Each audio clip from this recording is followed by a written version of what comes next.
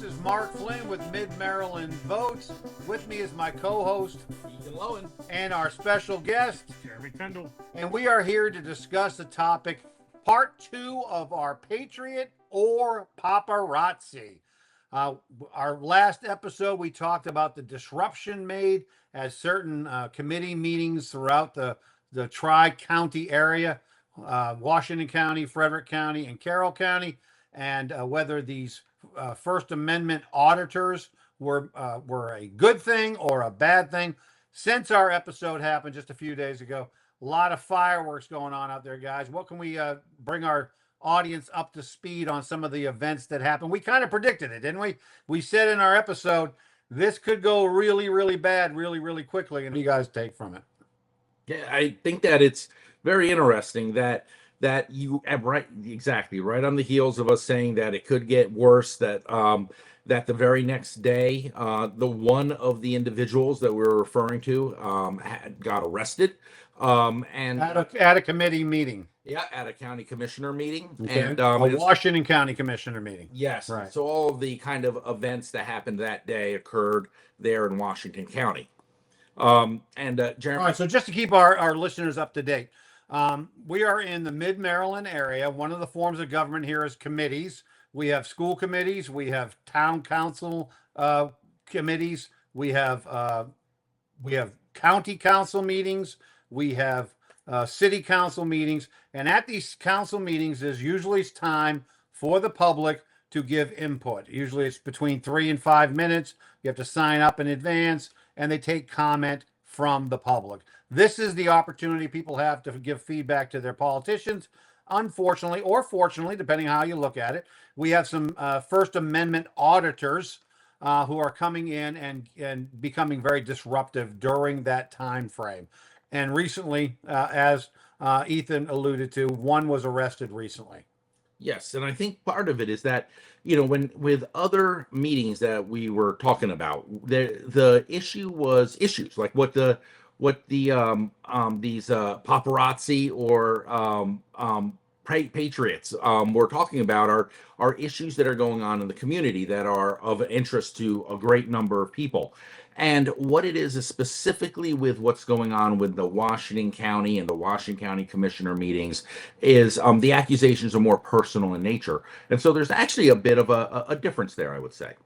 So personal accusations being made from the floor was what the fireworks we had on one of them, right, Jeremy?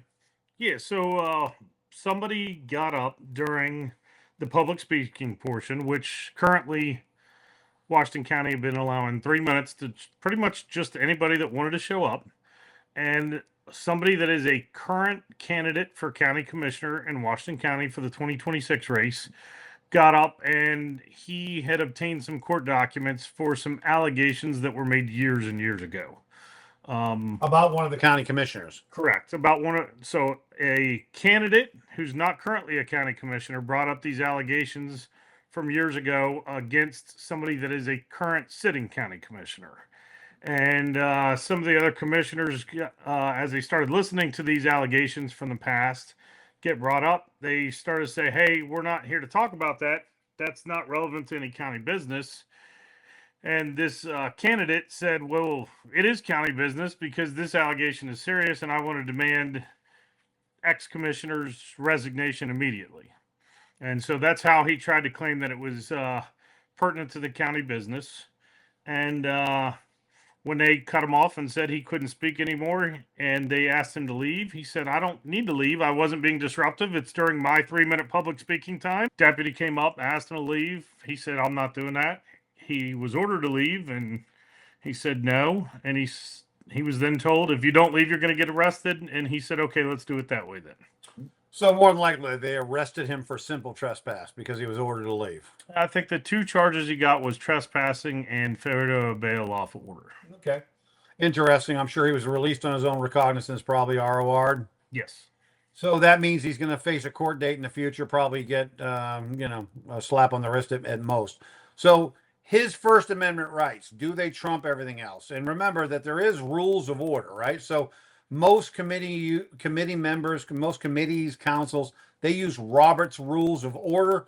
which is a way for us to, to conduct business in a government setting. Part of those rules of order are is that you cannot make any defamatory remarks during that time towards the council members. It's about business. So Yeah, it's a really sticky subject because the allegations that were made, if they were true, I think that they absolutely should be brought up. But my understanding of the situation is that they've been investigated. No charges were ever filed. Therefore, you could say that either there's not enough evidence or it just didn't happen. There was the only court cases that this got brought up in, from my understanding, was a protective order case against this particular commissioner, which was ultimately dismissed after being heard by a judge. And then they were also used in some fashion during a divorce case for some people that are related to this commissioner, but not his specific divorce case. So in the defense of the public official, and I'm not sure exactly who we're talking about, but I can say this. There's lots of allegations made during divorces. There's lots of allegations made during child custody hearings.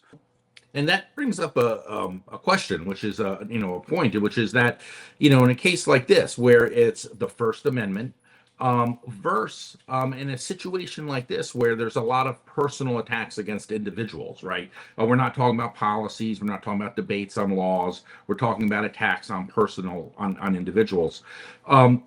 Where is the line there? Is there a line? What does that mean? Because there's an important point that Mark, you had made in our previous discussion about this, which is that really when these individuals overwhelmingly are just essentially volunteers, for lack of a better term. They have full-time jobs. They are simply taking their life experience and their values and their convictions and saying, you know what, I believe I can make the community a better place. This isn't a financial proposition. This is a passion. And so when, where is there a line between a First Amendment right to speak and an individual not being attacked personally because they are in a political position that opens them up to the attack? Yeah, but the other thing you got to take in mind too is not just when do we draw the line, when do we allow it? It's also if you're in a position to be able to shut this down and all that, how does that make you look and how does that affect you moving forward? Because, and I'm not one of these people, but there are a lot of people saying, well, the only reason he shut him down is because he's a political opponent. He's already filed that he's trying to run for this office. So are they shutting him down because of the allegations or because he's a political opponent and running against him? And that is the dilemma. Free speech should trump everything, right? I mean, we all know that free speech, all three of us are veterans. We all served in the military in order to give those rights to people. Even if we disagree with it, even if we disagree strongly what's being said, we would fight to the death to defend their right to say what they want to say. If you're not for all free speech, you're not for any free speech. Mm-hmm. And I agree. And the rights that we have as a society, if we don't truly value those rights in all circumstances, then essentially, do we value those rights at all? And if we don't, then those rights exist to keep us out of tyranny. And of course, that's a slippery slope. But the other issue is with these individuals, they get a lot of traction. And I don't think it's a bad thing. I think that I have seen a lot of good, a lot of information and knowledge that has been put out into the community, perhaps in questionable ways and shocking ways. But I think that I have seen a lot of positive things actually come as a result. But another question for me is why? Why do these individuals exist? Is it just because of social media? Why now? Social media has been around for a long time.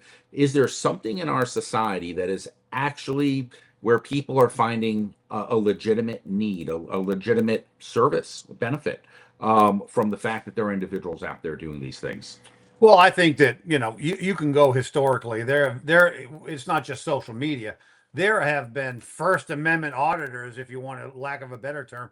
What would you call them? Social activists? I can't remember. Jeremy, what was the word you used? I said professional activist / protagonist, I think is the word I used. They've been around since free speech has. Back in revolutionary times, people would heckle politicians as they tried to deliver speeches. I mean, these things, once we gave people the right to say what they want to say, they couldn't shut up. Okay. So I don't think it's any new phenomenon. However, social media certainly has played a huge part in it. I know Mr. Porter has a big social media following. However, as a result of some of the antics that he's gone through, I heard recently that his Facebook account was canceled. Have you guys heard this information? Yeah, I don't know. I have no idea how it happened or whatever, but I know. So he had a YouTube channel way back when, and I think that got shut down years ago. And I think he's been operating on Facebook and TikTok now, but apparently his Facebook has disappeared too. So I don't know if that's as a result of litigation. I know there is some litigation going on between him and some other parties, which we can't get into in this broadcast. But clearly his First Amendment rights are being scrutinized, right, by different people for different reasons, and we don't know the whole full gist of why they're taking it away. But you could say that his ability to come to meetings and to speak his mind is guaranteed under the Constitution. And if we get on that slippery slope where we take people's rights for them, then they're not rights at all; they're privileges, and those privileges can be removed. And that's not what the Constitution says. Yeah, and I've said since the beginning, I don't care about his specific First Amendment rights, but if you get away with removing his, then next time they're going to remove somebody else's and somebody else's. So far, because of a lot of the changes that have made, they've changed the times. They've gotten rid of the broadcast temporarily. They brought it back. They got rid of all public comments temporarily. When you say they, who, Jeremy? Which committee in specifically? We're talking about, and I'm not assigning blame to any one specific person, but the county commissioners of Washington County have. Washington County Commissioners meetings, which are what, once a month or twice a month? No, it's every Tuesday. Every Tuesday. Generally speaking, there's So some they holidays suspended their video process while they're going through this rigmarole. for a time. It is Okay. back now. Okay. If you What look, about public comment? public comment has also been canceled and then brought back and moved the time, and they changed the camera angles, and they did all kinds of different things. And now, if you look at their most recent agenda for the upcoming meeting on Tuesday, there is no public comments on the agenda anymore. So I'm wondering if they're going back to no public comments again. Wow, that's a big deal. I mean, not taking public comments now. Under the Open Meetings Act, access must be given to the meeting, but it does not say in the Open Meetings Act that you have to take public comments. Some people are under the impression that that's not the case, but that is the case. You don't have to take, but it's a good practice. It's best practice to listen to your constituents, right? I would say that we have a healthier government and a healthier society when we have individuals that are regularly able to speak to the government directly in front of everyone else. And I think the most important part about public comments, especially when it's broadcast, is, Ethan, for example, might recognize an issue or a problem that's going on that a lot of other citizens don't. So we wouldn't know about that until Ethan gets up there and makes a public comment and, starts the wheels turning for everybody else, where we can say, oh, that is a problem. We should know about that. I'm glad Ethan spoke up, because otherwise I wouldn't know. And that is something that I have seen from these auditors, is that I do actually think that, while not in every circumstance, not every time I've heard them speak, but I do think it has happened often enough where I have seen a value here, where they are actually bringing to light issues that, for whatever reason, the regular media are not bringing attention to, that other politicians and the government officials are not talking about. And yet it has become common knowledge because of these individuals and the quote antics that they've undertaken. And you got to be honest, right? Sometimes the public comment is the most entertaining part of the entire process, right? I mean, the nuts and bolts of government can be very boring, but public comment, usually on the front end. I don't know how they do in Washington County, but in Frederick, it's usually on the front end. Public comment is after public comment, most of the audience disappears, and the committee just keeps on rolling out the rules and regulations and policies and procedures that they're doing, because all the entertainment's over, right? So, I mean, there's definitely an entertainment factor there, but I agree. I think that it's good for a body of the government to listen to the constituents. And, I'm a big First Amendment proponent. I don't believe we should ever infringe on people's rights unless it's a really dramatic situation. Yeah, I mean, there was even more actions that took place after this one individual got arrested. Apparently, there was a guy trying to leave the room after everybody was ordered out, and the deputies that had, you So know, they cleared the room. yeah, typically speaking, whenever they are trying to get somebody removed, that has been the general way of handling it. Is they make everybody leave the room in order to get that person out. So at this point, the candidate had already been arrested, and towards the door, there's only one exit door for the public to use there. And so there was a deputy and this person who had been arrested kind of blocking the exit. So there was another gentleman there who could also be considered an activist slash protagonist who is known to associate a lot with Porter. And he was trying to leave the room. The commissioner allegedly come up behind him and said something along the lines of "you got to go," and there was some sort of alleged physical touching going on at that point. Unclear exactly what happened, but immediately after the meeting, a application for statement of charges was filed at the district court commissioner's office. Alleging that this county commissioner had committed assault. Now, a lot of people hear assault and they don't know what that means, so I'm just going to clarify that real quick too. In the state of Maryland, an assault is any unwanted physical touching. So I could come up behind somebody and tap them on the shoulder, and that could make them angry, and that is technically an assault. Now, generally speaking, you're not going to face any jail time for something that minor, but people don't always realize that assault could be any unwanted physical touching and doesn't just have to be a punch to the face or something like that.